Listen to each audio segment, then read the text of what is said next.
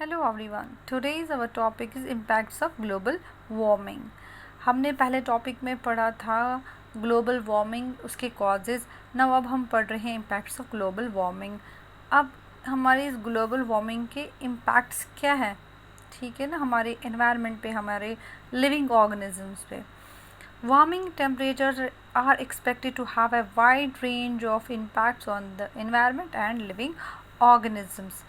ठीक है ना, इनका जो हमारी अर्थ जो हो रही है वार्म हो रही है, इनकी हमारा जो क्या ग्लोब है वो वार्म हो रहा है, ठीक है ना, ग्लोबल वार्मिंग हो रही है। अब जब हमारे ये अर्थ वार्म हो गया है, ठीक है ना, उसकी वजह से क्या इम्पैक्ट पड़ते हैं हमारी एनवायरनमेंट पे और हमारे लिविंग ऑर्गेनिज्म से, हम इनको वन बाय वन करके स्टडी करेंगे। Now what are the consequences to the environment? अब हमारे environment पे क्या असर है इसके? Number 1 is polar ice cap है। पोलर आइस कैप के ऊपर क्या असर है, क्या इम्पैक्ट है इस ग्लोबल वार्मिंग का, क्या है? The Arctic has already warm by 1 degree Celsius to 4 degree Celsius. Over the next 70 years the Arctic is predicted to warm by an additional 4 degree Celsius to 7 degree Celsius. बोल रहे हैं कि जो हमारी Arctic reason है, अर्थ का जो Arctic reason है, वो पहले से ही वार्म हो रहा है। कितना डिग्री वो वार्म हो गया, पहले 1 डिग्री सेल्सियस से 4 डिग्री पहुंच गया।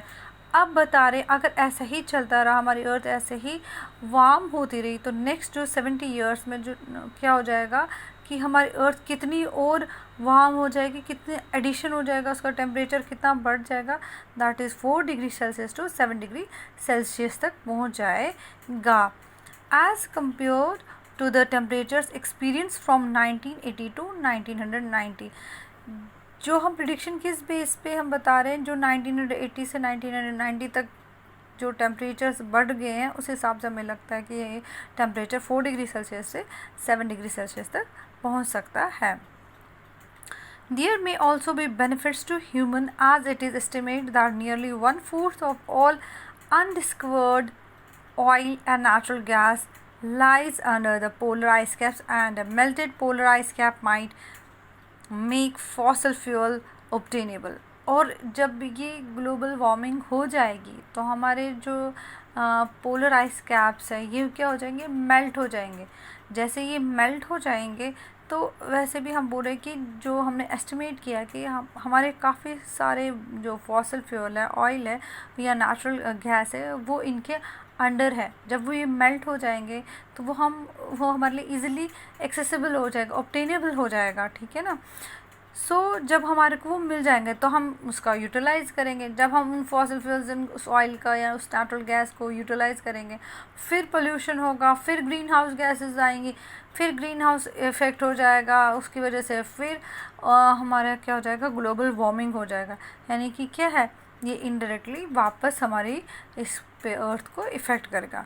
However, the combustion of these fossil fuels would further facilitate global warming। ठीक है ना, ये हमारे पोलर आइस कैप्स पे जो कि इम्पैक्ट्स हैं, ठीक है ना, जो हो रहे हैं, कॉन्सिक्वेंसेस हो रहे हैं, ठीक है ना। अब है हमारे ग्लेशियर्स पे। अब ग्लेशियर्स भी है, ये भी वही रीजन्स है जो आइस कवर्ड रीजन्स है, ठीक है ना। In many parts of the world, the spring melting of glaciers provides a critical source of water for many communities. As summers become warmer, glaciers are melting faster than they grow back in the winter, leaving some people without a reliable water supply। ये global warming हो रही है तो क्या हो रहा है, जो हमारे ग्लेशियर्स है वो मेल्ट करते हैं, ठीक है ना। इन समर्स में वो मेल्ट हो जाए और विंटर्स में वो वापस अपना जो है ना, जो जितना वो मेल्ट हो गया तो वो वापस रिगेन करता है, अपनी पोजीशन वापस आ जाते हैं। जितना मेल्ट हो गया फिर से स्नो से फिर वो कवर्ड हो जाते हैं, ठीक है ना। और इन्हीं ग्लेशियर से हमारे काफ़ी सारी कम्युनिटीज़ है वर्ल्ड में, वो इस ग्लेशियर के वाटर पे डिपेंड है, इनके अपने वाटर सप्लाई के लिए वो इस पर डिपेंड है। जैसे ग्लोबल वार्मिंग हो जाएगी तो जो वाटर है वो तो हम ले लेंगे, बट जो ये ग्लेशियर से ये वापस जो विंटर्स में फिर से तैयार हो जाते थे वो हो नहीं पाएगा, क्योंकि समर्स का लेंथ बढ़ जाएगा, गर्मी बढ़ जाएगी, ठीक है ना। इनकी it indirectly will effect the water supply, ठीक है ना, समझ आए। यानी कि जो ग्लोबल वार्मिंग है वो इफ़ेक्ट कर रही है ह्यूमंस पे, इनडायरेक्टली भी दिखा रहे हैं, ठीक है ना। अगर ग्लेशियर्स पे बता रहे हैं तो ग्लेशियर्स मेल्ट हो रहे हैं तो वो ह्यूमंस को ही क्या करेंगे, इफ़ेक्ट कर रहे हैं, समझ आया ना। एंड नंबर 3 इज़ Permafrost क्या हो गया? It is permanently frozen ground that exists in the cold regions of high altitude and latitudes, that is, which includes the tundra and boreal forest biomes. अब जो ये परमाफ्रॉस्ट ये क्या है? ये है परमानेंटली फ्रोजन ग्राउंड है, ठीक है ना, ये फ्रीज हो गया ग्राउंड, वो लेकिन कहाँ एग्जिस्ट करता है? वो करता है कोल्ड रीजन्स में, ठीक है ना, mostly they are snow covered areas जैसे टुंड्रा एंड बोरियल फॉरेस्ट्स में, ठीक है ना. About 20% of land on earth contains permafrost. Melting of the permafrost causes overlying lakes to become smaller as the lake water drains deeper down into the ground. ठीक है ना, इसमें क्या जो परमाफ्रोस्ट है बता रहे हैं कि हमारे अर्थ में 20% जो लैंड है वो परमाफ्रोस्ट है, ठीक है ना. और जो ये परमाफ्रोस्ट जो लैंड अगर ये क्या करेंगे, मतलब ग्लोबल वार्मिंग से ये भी धीरे धीरे क्या हो जाएगा, मेल्टिंग हो जाएगी इसकी, तो जो हमारे जो लेक्स हैं वो क्या हो जाएंगे, धीरे धीरे श्रिंक हो जाएंगे, ठीक है ना, क्योंकि जितनी भी वो लैंड उसके सॉइल होगी वो धीरे धीरे जो लेक्स की वो क्या हो जाएगी, वो उसके अंदर आ जाएगी, उस वाटर के अंदर जो वो भी जो लैंड होगा उस सॉइल है वो वाटर में आ जाएगी और उस लेक्स को क्या कर देंगे, बना देंगे छोटे, ठीक है ना, स्मॉलर इन साइज कर देंगे. Melting can also cause the ground subside and slide away. और इसी मेल्टिंग की वजह से जो ये परमाफ्रोस्ट की वजह से जो इसकी मेल्टिंग हो जाएगी उसकी वजह से क्या होगा, जो ग्राउंड होगा वो सबसाइड हो जाएगा और स्लाइड अवे हो जाएगा. Melting permafrost also means that the massive amounts of organic matter contained in the tundra will begin to decompose. जब इसकी मेल्टिंग हो जाएगी, परमाफ्रोस्ट की मेल्टिंग हो जाएगी, जितना भी ऑर्गेनिक मैटर है जो टुंड्रा रीजन में जितना भी ऑर्गेनिक मैटर है वो स्टार्ट क्या कर देगा, डिकम्पोज होना स्टार्ट करेगा.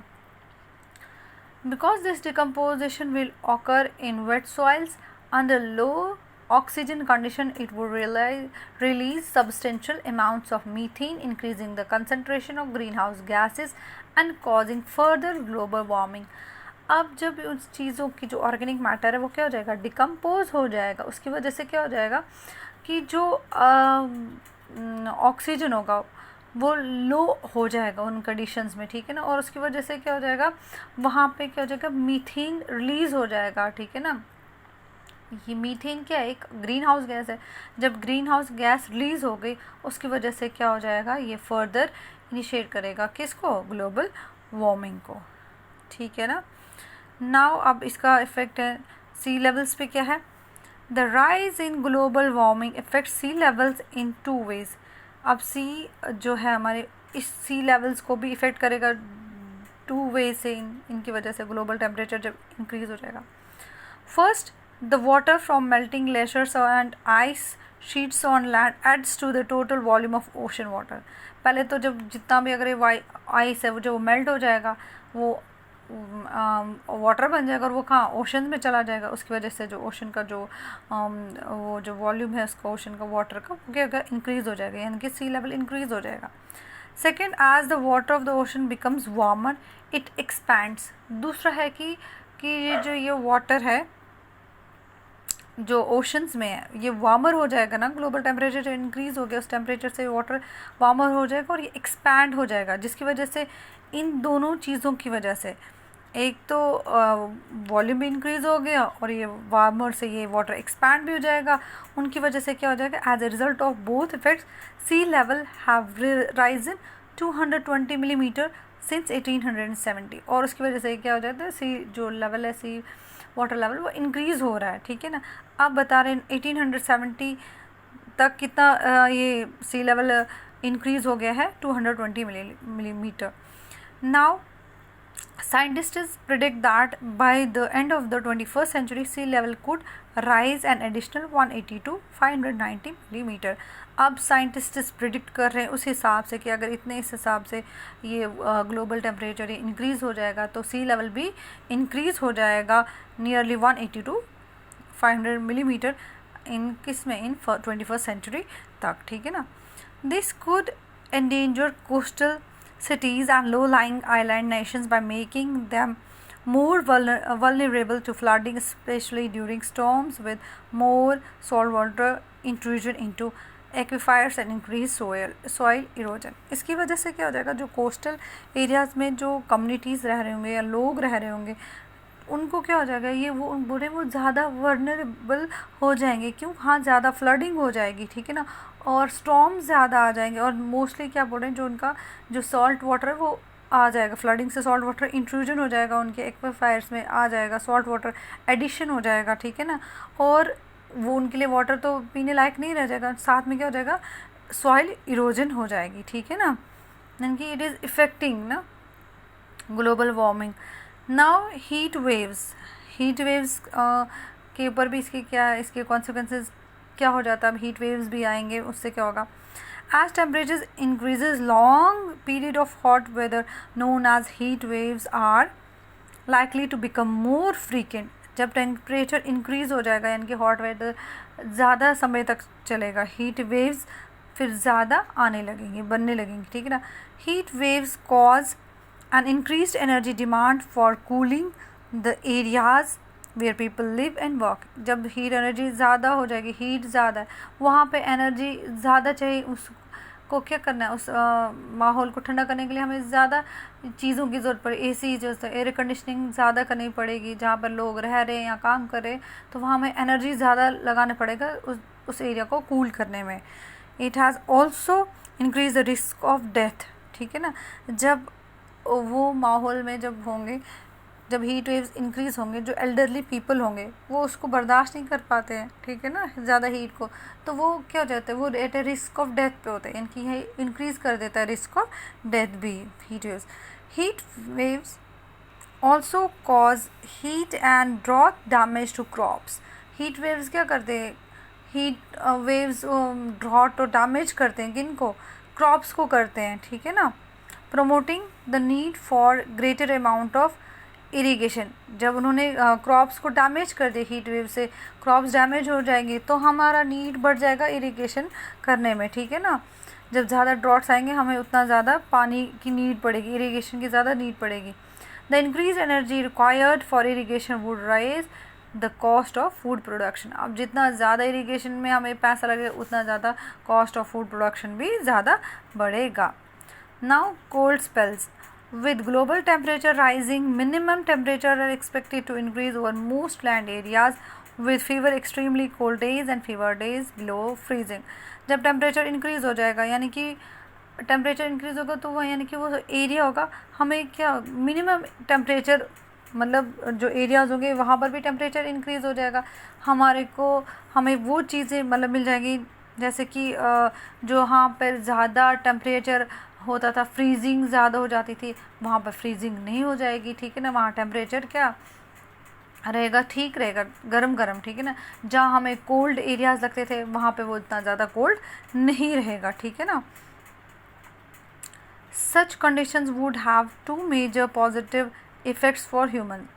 जब ज़्यादा ठंडी नहीं रही तो इसके भी इफ़ेक्ट पड़ेगा ह्यूमन पे। क्या वो इफ़ेक्ट पड़ेगा, fever death due to cold temperature. पहले तो डेथ्स कम होंगे, जिसकी ठंड की वजह से जो डेथ्स होती थी वो डेथ नहीं हो जाएगी, एंड दूसरा क्या, and decrease in the crop damage from freezing temperature. और जो हमारे क्रॉप्स डैमेज हो जाते थे फ्रीजिंग टेम्परेचर्स की वजह से वो भी नहीं होंगे। बट इसका एक फ़ायदा ये भी है तो बट इसका नुकसान भी कुछ होगा। Freezing temperatures would cause the death of some pest species and might allow these pest species to expand their range.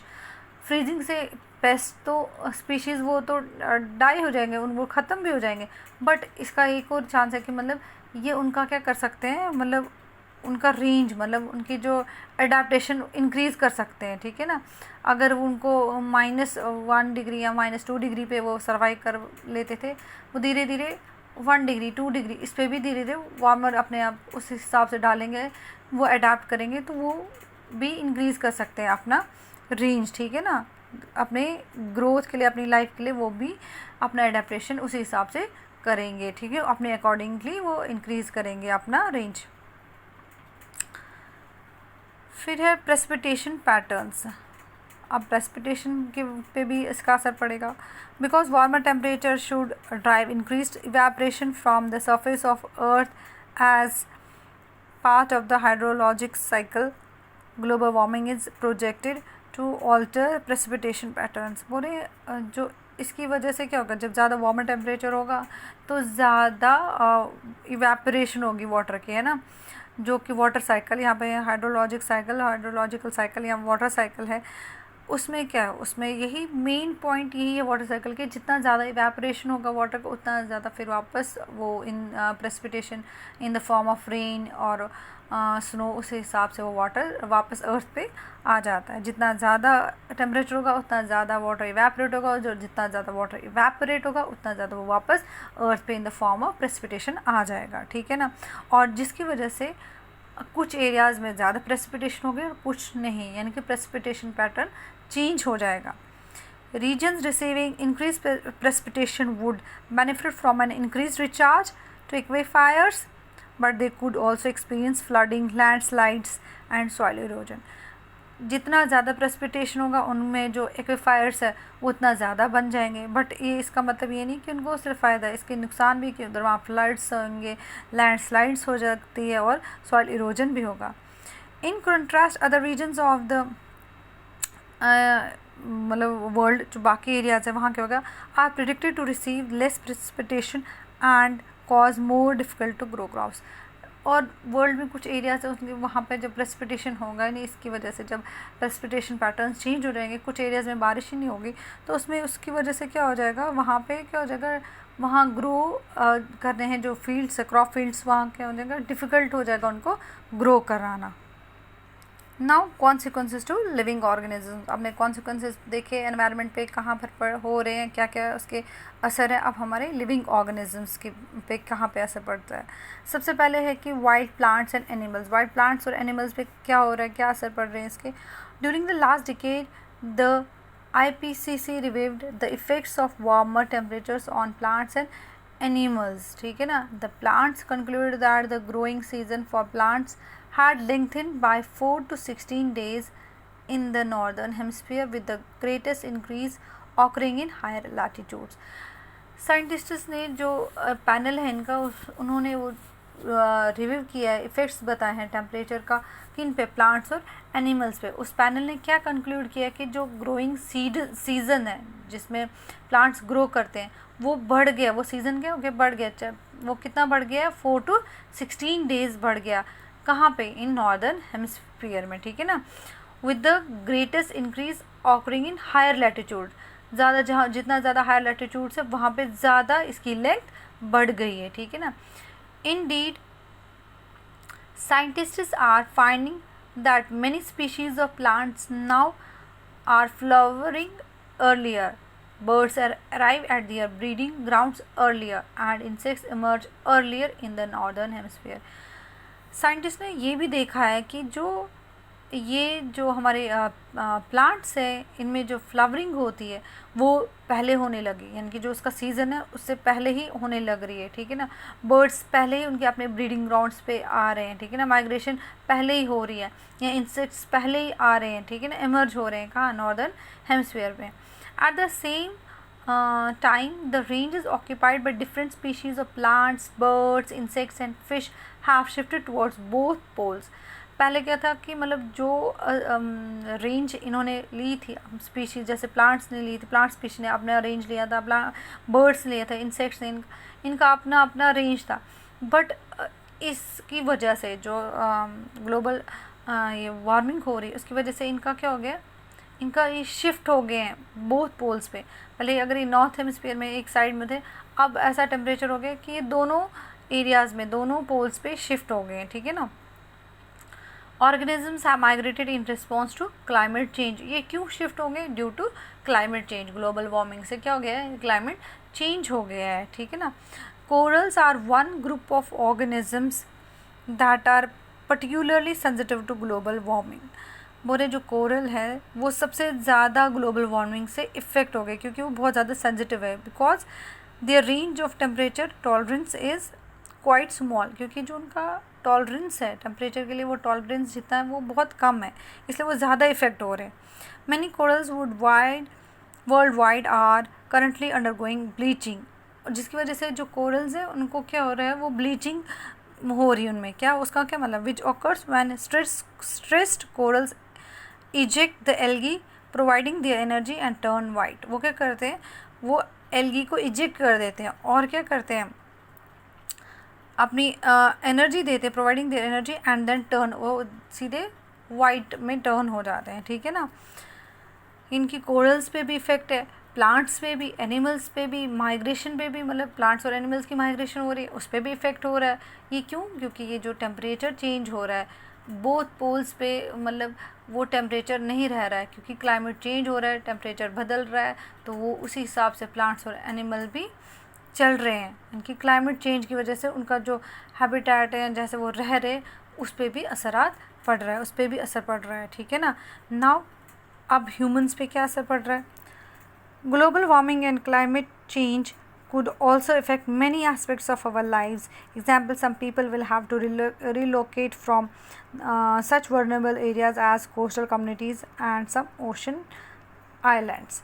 बोले ग्लोबल वार्मिंग की वजह से हमारी लाइफ्स पे भी इफ़ेक्ट पड़ रहा है। सबसे पहले तो उन कम्युनिटीज़ पे इफ़ेक्ट पड़ रहा है जो ओशन या कोस्टल एरियाज़ के नज़दीक रह रहे हैं, क्योंकि उनको पता है जैसे ग्लोबल वार्मिंग होगी तो फ्लडिंग हो जाएगी, सी लेवल इंक्रीज़ हो जाएगा या सॉल्ट वाटर इंट्रूजन हो जाएगा, तो वो उनके ऊपर इफ़ेक्ट पड़ेगा। यानी कि सबसे पहले उन कम्युनिटीज़ को इफ़ेक्ट कर, उन ह्यूमंस पे इफ़ेक्ट पड़ेगा, ठीक है ना। Main poorer communities close to coastline will face severe consequences from flooding and salt water intrusion. बोला था ना, जैसे वो कम्युनिटीज़ जो पुअर, जो कोस्टल एरियाज, उनको ज़्यादा इसका इफ़ेक्ट देखने को मिलेगा। Climate change has the potential to effect human health, और ये क्लाइमेट चेंज ये सिर्फ ये नहीं कि फ्लडिंग हो रही है, उसकी वजह से ह्यूमन हेल्थ पे भी इफ़ेक्ट पड़ रहा है। Continued warming of the planet could affect the geographic range of temperature, limited disease vector. उसकी वजह से क्या हो जाएगा, जो मतलब मोरे जो ग्लोबल वार्मिंग है वो ह्यूमंस पे भी इफ़ेक्ट कर रहा है। कैसे इफ़ेक्ट कर रहा है उनकी हेल्थ पे? जब कंटिन्यूड वार्मिंग हो जाएगी प्लैनेट की, तो उसकी वजह से जोग्राफिक टेम्परेचर, जो रेंज ऑफ टेम्परेचर वो भी चेंज हो जाएगा, ठीक है ना। यानी कि जो फॉर एग्जांपल है, जैसे कि यहाँ पर मॉस्किटो बताया जो क्या कैरी करता है, that carry West Nile virus and malaria could spread beyond their current geographic range and bring health threats to regions that were once relatively untouched. जैसे ग्लोबल वार्मिंग हो रही है, क्लाइमेट चेंज हो गया है, यानी कि अगर कोई वेक्टर या डिजीज़ कॉजिंग ऑर्गेनिज्म वो एक पर्टिकुलर एरिया में रह रहा है, जब क्लाइमेट उसका चेंज हो गया, यानी कि वो दूसरे एरिया जहाँ पर मतलब वैसा ही क्लाइमेट हो गया जो उसके लिए सूटेबल है, तो वो उस जोग्राफिक एरिया में भी पहुँचेगा जहाँ पर वो पहले कभी पहुँचा ही नहीं था। यानी कि वो रीजन्स भी टच्ड हो जाएंगे जो कभी अनटच्ड थे, ठीक है ना।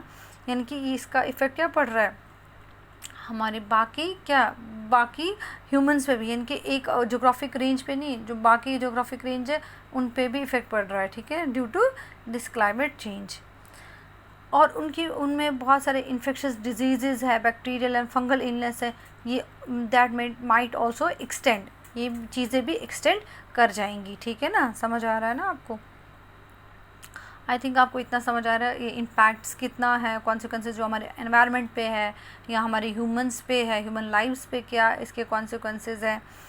अब हमारा उसके बाद है जो इम्पोर्टेंट पॉइंट है, जो international efforts to combat global warming है, उसमें सबसे पहला पॉइंट है क्योटो प्रोटोकॉल। वो थोड़ा सा इसका पढ़ना है, ये आपके लिए बहुत ज़रूरी है, बहुत इंपॉर्टेंट पॉइंट है। ये क्या है, क्योटो प्रोटोकॉल क्या है, ठीक है ना। Climate change caused by greenhouse gas emissions is by its very nature a global issue. ये तो हमें पता है क्लाइमेट चेंज हो गया है बाई ग्रीन हाउस गैसेज से, ठीक है। ग्रीन हाउस गैसेज ने ट्रैप की, रेडिएशंस किया, हीट को एब्जॉर्ब किया, जिसकी वजह से हमारे अर्थ का टेम्परेचर इंक्रीज़ हो गया, उसकी वजह से ग्लोबल वार्मिंग हो गई और क्लाइमेट चेंज हो गया। ये तो आपको इतना पता ही है। तो इस वजह से क्या बन गया, एक ग्लोबल इशू बन गया है, ठीक है ना।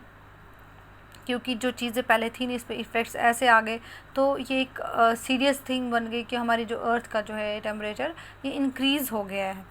It would be impossible for one nation to pass legislation allowing it to avoid the impacts of climate change. ये नहीं कि एक नेशन है उसको पता चल गया कि भाई हमारे यहाँ क्लाइमेट चेंज हो रहा है हमारी अर्थ पे, तो मैं कोई ऐसा बिल पास कर दूँ तो उसकी वजह से ये प्रॉब्लम सॉल्व हो जाएगी, but not it is a global problem, ये सब नेशंस को मिलकर सॉल्व करनी है। To address the problem of global warming the nations of the world must work together, इसलिए सब नेशंस को वर्क टुगेदर करना है। अब सबसे पहले इसका क्योटो प्रोटोकॉल क्या है, सबसे पहले इसका क्या पॉइंट है, क्या था इन 1997, ये डिसम्बर 11 दिसंबर की बात है 1997 में, उसमें क्या हुआ था, representatives of the nations of the world convened in Kyoto Japan, Kyoto एक जगह है जापान में, वहाँ पर एक रिप्रेजेंटेशन हो गई थी, क्या वहाँ पे एक डिस्कशन क्या रिप्रेजेंटेशन हुई थी ताकि वो डिस्कस करें, to discuss how best to control the emissions of green house gases from all industrial countries, ठीक है ना। वहाँ पर बताया था, डिस्कशन हुई थी कि कैसे हम अपनी जो ग्रीन हाउस गैस इमिशंस को उसको रोक सकें फ्रॉम ऑल इंडस्ट्रियलाइज्ड कंट्रीज़, जो भी जितनी भी इंडस्ट्रियलाइज कंट्रीज़ है वो अपने ग्रीन हाउस गैसेस को कैसे कम कर सकें, विल बी रिड्यूस टू 5.2%, उनको कितना करना था, उसको लेस करना था, कम करना था बाय 5.2% बिलो दियर 1990 लेवल्स बाय 2012, जितना उन्होंने 1990 उससे कम जितना उन्होंने एमिट कर दिया था 1990 तक, उससे कम उनको करना था, ठीक है ना, बाय 2012 में, ठीक है ना, यानी कि 2012 तक इनको वो बिल्कुल उसको ग्रीन हाउस जो गैस है उनको रिड्यूस करना था लगभग 5.2%, ठीक है ना। Due to special circumstances and political pressures, countries agreed to different levels of emission restrictions, including a 7% reduction for the United States and an 8% reduction for the countries of the European Union. अब जब वहाँ पे convention हो गया तब वहाँ पे US भी आ गए थे, बाकी यूरोप भी, रशिया, बहुत सारे डेवलप्ड कंट्रीज़, उन्होंने जब वहाँ पे डिस्कशन हुई तो पॉलिटिकल प्रेशर में उन कंट्रीज़ ने एग्री कर लिया, चलो ठीक है भाई, हम ये जो एमिशन हो रही है इसको हम रिस्ट्रिक्ट कर देंगे, ठीक है ना। तो उन्होंने उस एग्रीमेंट को मान लिया, ठीक है ना। और उसमें सबसे ज़्यादा बता रहे थे कि जो यूएस है उसको 7% तक रिडक्शन करना है, यूरोपियन कंट्रीज़ को 8% तक रिडक्शन करना है, वैसे रशियन कंट्री उसको भी इतना रिडक्शन करना है। Developing nation did not have emission limits imposed by the protocol, as developing countries are unfairly exposed to the consequences of global warming that in large part come from the developed nations.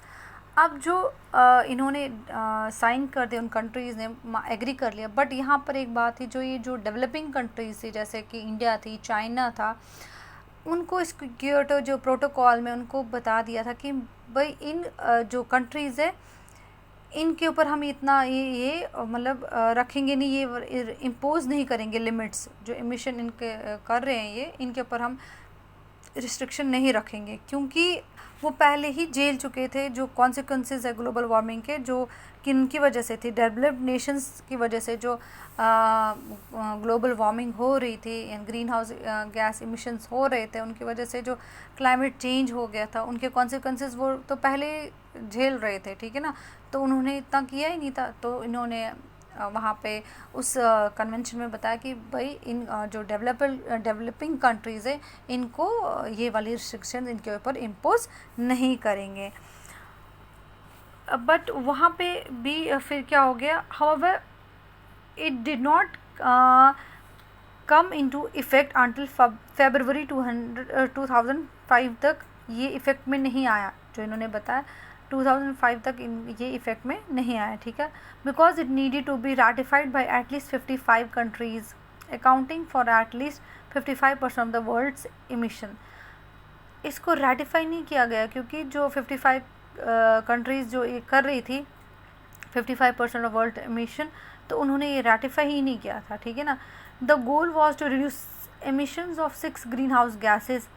इनका goal क्या था, mainly जो green house gas है reduction था, ठीक है, उसमें भी पर्टिकुलर 6 गैसेस थे जिनको इनको रिड्यूस करना था उसकी इमिशंस, ठीक है। An international carbon market was established to help achieve this goal. उसकी वजह से इन्होंने एक कार्बन मार्केट भी इंटरनेशनल इस्टेब्लिश किया था कि वो उनको क्या करना था, उस अपने जो डेवलप्ड कंट्रीज थे उनको अपने वहाँ पे कार्बन की इमिशंस कम करनी थी। इनफैक्ट जो डेवलपिंग कंट्रीज थे वो वहाँ पे रख के मतलब अपनी मतलब वहाँ पे अपनी इंडस्ट्रीज़ जो है वो सेटअप कर सकते थे, ठीक है ना, क्योंकि उनको जो डेवलपिंग कंट्रीज है उनके ऊपर तो कोई रिस्ट्रिक्शंस इम्पोज्ड ही नहीं थे, ठीक है ना। The Kyoto protocol has not been ratified by the United States. उसमें भी जब क्लिंटन था, बिल क्लिंटन जो प्रेसिडेंट थे उस टाइम पे यूएस के, उन्होंने माना ही नहीं, उन्होंने राटिफाई ही नहीं किया। उनका मानना था कि अभी तक तो ये अभी हमें पता नहीं है इसके फ्यूचर में क्या कॉन्सिक्वेंसेज, अभी पूरा हमें इतना पता ही नहीं इसका क्या असर है, कितना एमिशन है। अभी तो डेवलपिंग कंट्रीज़ भी एमिशन कर रही है, तो इस वजह से उन्होंने ये चीज़ मानी ही नहीं और वो पीछे हट गए, उन्होंने ये साइन किया ही नहीं। The parties to the United Framework Convention on Climate Change UNFCCC met in Copenhagen in December in 2009 to forge a new agreement to succeed the Kyoto Protocol। फिर इन्होंने UNFCCC ने 2009 में फिर एक एग्रीमेंट सोचा कि हम बनाएंगे क्योटो प्रोटोकॉल को सक्सीड करने के लिए। Although often considered a failure, the Copenhagen Conference can be credited with officially defining the maximum acceptable increase in global temperature as 2 degrees Celsius above pre-industrial levels। उसके बाद भी बताया गया कि ये इतना मतलब क्या ये वाला जो क्योटो प्रोटोकॉल कन्वेंशन है ये इतना चला नहीं, लेकिन ये क्रेडिट कर दिया कि डिफ़ाइन किया गया था जितना भी इंक्रीज़ है ग्लोबल टेम्परेचर का नियरली एज 2 डिग्री सेल्सियस जितना भी है वो किन के लिए, अबो प्री इंडस्ट्रियल लेवल्स के लिए, ठीक है ना। However the participants were unable to reach a binding agreement on green house gas emission reduction targets to keep global warming below this threshold. लेकिन क्या हुआ, जो भी पार्टिसिपेंट थे वो पूरा इस बाइंडिंग एग्रीमेंट के ऊपर जो बाइंडिंग थी एग्रीमेंट की किस पे, green house gas emission reduction की कि उसको हम कम कर सके, वो पूरा उस पे एग्रीमेंट पे मतलब उस जो उन्होंने एग्रीमेंट है वो बनाया था वो उसको पूरा नहीं कर पाए, ठीक है ना। ये था क्योटो प्रोटोकॉल की मतलब उसमें क्या था वो सिर्फ इतना आप ध्यान रखना कि वो इसलिए बनाया गया था ताकि वो जो ग्रीन हाउस गैस जो प्रोड्यूस हो रही है उसका रिडक्शन कर सके, ठीक है ना। ये था कि वो हमें रिड्यूस करना है बाय 5.2%, जो कि फिर धीरे धीरे वो कर रहे थे बट वो हुआ नहीं। सबसे पहले उसमें यूएस ने जो था वो पहले उसने क्या रेटिफाई किया कि मैं ये कर नहीं सकता हूँ, ठीक है ना। अब आपको मुझे लगता है इतना समझ आ गया होगा क्योटो प्रोटोकॉल। Thank you.